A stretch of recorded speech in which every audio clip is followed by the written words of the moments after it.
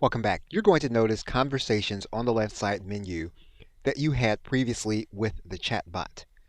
You're also going to notice here at the top that there's a message from ChatGPT that says that they are experiencing high demand. With those two things combined, it is possible that this information that you see saved on the left side menu could be lost. It could be lost due to the high demand. It could be lost due to challenges they may be having on their server. And so you want to make sure that you are saving as you go.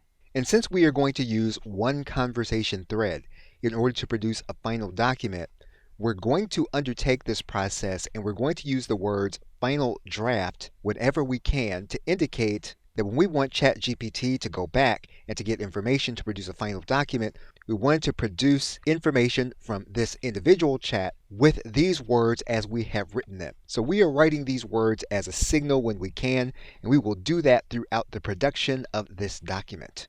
Now, before we start the process of a sales presentation, we do want to do some background research, and we're actually going to do that with an AI outside of ChatGPT. And we're going to do that with Google Talk to Books. And we will do that in the next video. Okay, so with that, thanks, and I will see you in the next video.